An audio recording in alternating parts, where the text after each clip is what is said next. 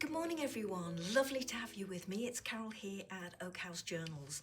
I've got under here the next little embroidery that I'm going to do for my embroidered wreath journal. Now if this little mini series is new to you, please check out my playlist because I've done quite a few of these little wreath embroideries already. We're almost coming to the end but not quite, and then I'm going to make up all the wreaths into a little fabric journal. But I'm going to concentrate on the one that I've got hidden under here. So let me open it up so that you can have a look at it. And that's the one that you chose for me to do this time round. And as you can see, it looks like a bramble or thorns here. And then these are tiny, tiny little ivies. Or ivy leaves or sprigs of ivy. So I'm going to be embroidering those. I've lifted out my threads and I've got DMC stranded cotton, or floss as you call it in America, and I'm going to work with 869 and 420 for the actual thorny bramble branches on either side here, and I'm probably going to mix one each of these colours together, or just one strand of each of these colours together to embroider these. But where the thorns are, I probably will do just one and do a straight stitch there. And then for the actual ivy leaves themselves, I've got these two. Now this is 3011 and this is 732. And I'm going to alternate to give a bit of depth by changing the colour that I'm going to be doing on here. And for the actual branch itself, or the stems itself of the ivies, I'm not sure which one of these I'm going to use as yet, but we'll see when I get going. So I'm going to thread up a needle and I'm going to get started. And the first thing I'm going to do is I'm going to work these pieces on either side here. So once I get going, I'll be back so you can have a look at what I've done. But meanwhile, I'll just hold that up so you can have a better look at the design we're going to be working on this month. Okay, so I'll be back shortly, as I say, once I've threaded up a needle and done a little bit of my stitching. So we're 24 hours on, and as you can see, I've done some of the stitching. As I promised I would, I've completed the bramble work on this side, and I've also done some of the stems here between the ivy leaves, and I've done a single ivy leaf there. So let me explain how I've done the bramble work. I used 2 strands of the dark brown DMC thread, which was this one, the 869, and I worked it in split back stitch. For the actual thorns, I said that I would do straight stitch, but there are a couple, such as that one there, there's another one there and another one there, that where there was a slight angle or a curve, I just did a single strand of DMC thread in the same colour, but did stem stitch. For the interlacing green stem, I used the 3011 and I used a single strand of this stranded cotton, and I did stem stitch because that would pick up the curves nicely. I also used the same thread for this stem work between the ivy leaves. Here I used 2 strands and did a split back stitch, and then here and here, where the stems meet up with the leaves, I just did a single strand and worked it either in a straight stitch, such as these 2 leaves here, or if there was a slight angle or a curve, then I did stem stitch. So for the actual leaf here, I was just having a little bit of a play. As I said before, I'm going to be using 2 colours, these 2 colours, 3011 and 732, to give a little bit of variation in colour and depth, hopefully, to the leaves. But I just wanted to try out one leaf because these are really quite small, and I just wanted to see whether I could get away with using 2 strands of the DMC thread, but I can't. So I've worked this one in the dark green, which was that 3011, as I keep on saying, and I've done it a satin stitch, and I'm going to do the same with all of these. I'm going to work them in a single strand and satin stitch. And what I didn't notice before until I actually saw the design up close on camera is that there are little almost seed heads dotted in amongst these two clusters of ivy leaves. So there's one there, another one there, another one there, and then there's two on this side, one there and one there. Now these are very, very small. I have no idea what colour I'm going to work them in. Probably a different shade of green, I think. If I can get away with 2 strands for the centres, which I will do as 2 wrap French knot, then I'll use a green and a brown. But certainly all the way around, there's tiny, tiny little dots, as you can see there. And I think they would be best as a single strand of DMC thread for a French knot. Okay, so I'm going to go away now and I'm going to do the bramble work on the other side here to match this. And I'm also going to fill in my leaves on this side, and I'll be back so that you can see how I'm getting on.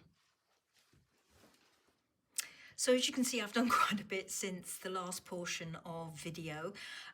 It's looking slightly wonky here, and that's only because I've got it pulled fairly tight in my frame and it's just pulled it out of the circle. But as you can see, I've finished off the bramble work and I've done a lot of these leaves. I've completed this section here except the ivy seed heads, and I've done all of the leaves that I'm going to do on this side in this olive green. And I've just started 1 or 2 of the dark green ones. So I'm going to have a go at stitching one of these on camera. Not sure how I'm going to get on, not least because satin stitch is my least favourite stitch, and I found that these were quite difficult to do because they're so small. But I'm going to give it a go. I'll certainly do 1, maybe 2, and then go away and finish these off. So let's give it a go. I'm going to pull the camera down and hopefully you'll be able to see what I'm doing. There we go, I hope that's a little better. I've already got a single strand of the DMC thread in my needle, and I'm going to have a go at doing this big one at the top to make life easy for myself trying to stitch on camera, because I'm not at the best angle for doing this, but I'm certainly going to give it a go for you. So I'm just going to go bottom straight up to the top there and just work my threads as close to each other as I can get them.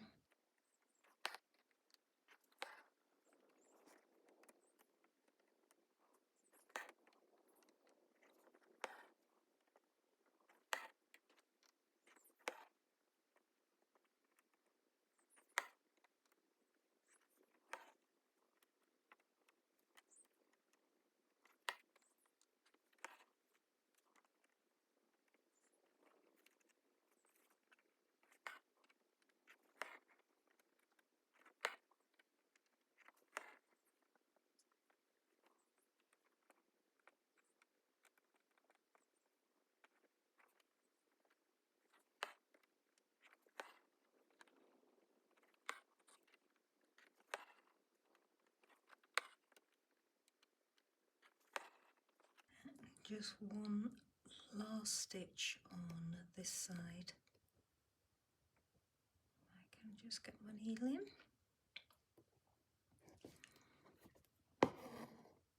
And this one I'm just going to try and tuck it under a little bit just to round off that left hand side. There we go, so that's that side done, and now I'm just going to go and start working the other side. So just trying to get as close as I can at the bottom here to my central thread and back up to the top here.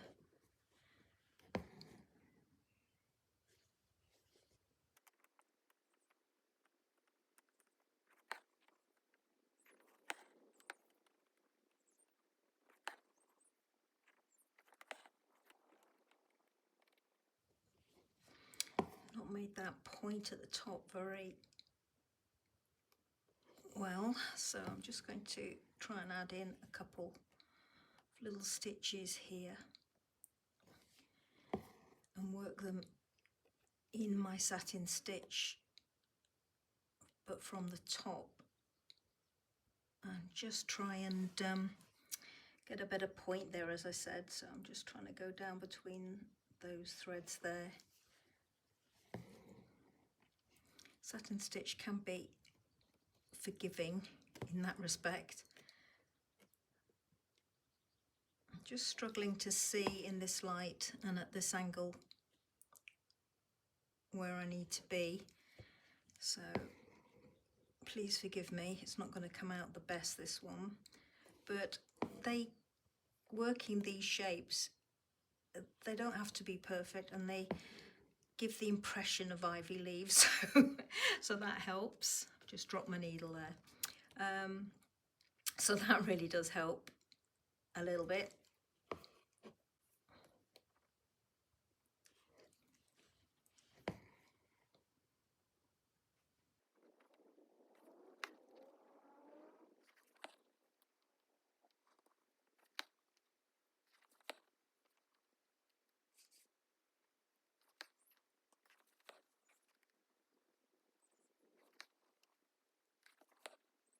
About the best I can do on this one. The joy of the friction marker pen is that once you iron over this, it disappears, so the leaves take on their own little organic shapes. I will come back when this is done, and I will come back when I've actually done one of these little seed heads dotted in here that I've mentioned previously. So I've finished the leaves now. Sorry I didn't stitch them all more on camera other than this one at the top, but I really wanted them coming out looking something akin to ivy leaves. As you can see, I've gone on to doing these little things down here, and I've done a 2-wrap French knot all the way around the outside with a single strand of this 869 DMC thread, and then I've just done a cluster in the middle. So I'm going to have a go at doing this little one on camera for you now. So let me just drop the camera down so that you can see what I'm doing. There we go.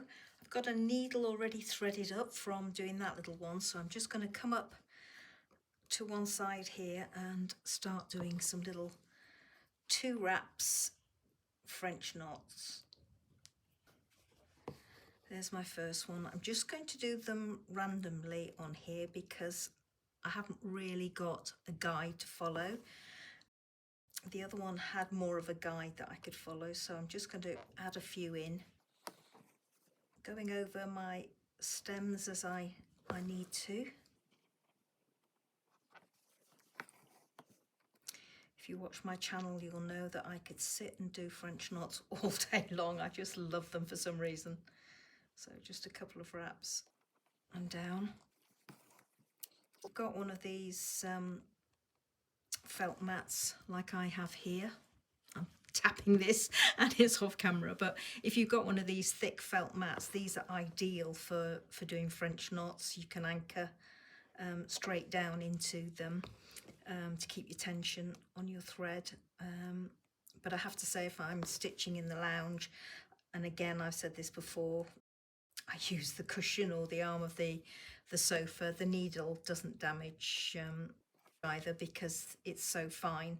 But if I'm here in the craft room recording or stitching, oops, that should have been a double one, so I'm just going to go back in. As I say, if I'm in the craft room here stitching, then invariably I have got my mat out and I use that to anchor down into like that, and then just pick it up and carry on. So I'm just going to do another one in there, I think, and that'll do. Just want the semblance of the little dots all the way around. And then this center portion in here, I hope you can see that, it's not very big at all. It's just a couple of millimeters across. I'm just going to do a whole host of French knots in there, one on top of each other, not really paying much attention to where they're going other than on that spot, and letting them really just pile up on top of each other to give me a little bit of raised texture or dimension. Sorry, off camera there. Just going to put a few more on that side. I'm not going to put any stalks on these French knots or the outer rim of the French knots. I'm just going to leave them just circling this main cluster here. I'm taking it a little bit towards my stem, I think, on this one. not trying to get it central in the slightest, but I am letting it build up, as you can see, or I hope you can see. And just when I feel I've got enough height there with these knots, then I'll stop.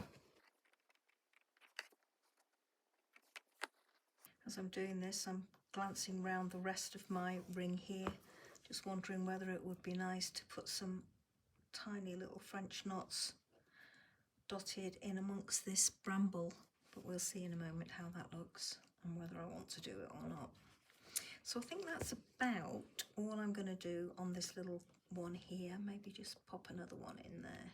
It's not really going to be noticeable because these are so tiny. But it just uses up my thread a little bit more. There we go. So yeah, very tiny.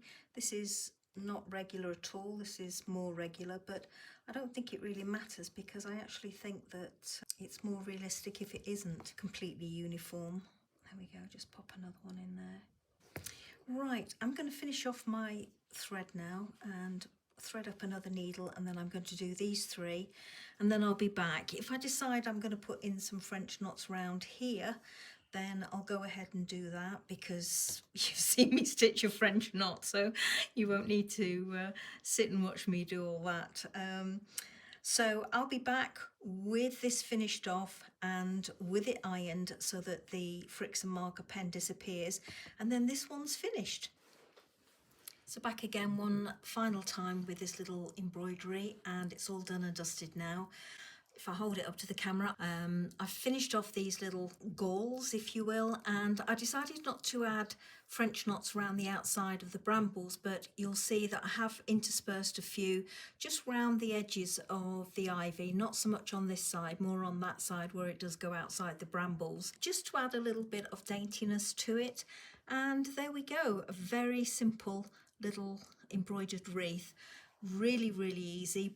All of these wreaths are easy. I know I keep on saying that, but it just shows you don't have to do anything too ultra complicated to have something that turns out a bit pretty like this and gives you enjoyment. So photographs at the end, everybody. If you've enjoyed seeing me do this little wreath, please keep checking my channel because I will be starting another one. We haven't got too many of these to go. I think there might be maybe 3 or even 4 left, but then that's it in this little mini series. And if you've not seen the previous wreaths that I've embroidered for this series, then please check out my playlist because there's a little series there on all the other wreaths that I've done. And when I finish them all off, I will be popping them into a little fabric journal, so there'll be a video on that as well. Okay everybody, until the next video, take care and thank you so much for watching. I really do appreciate your company, and if you're a stitcher, happy stitching. Bye bye now.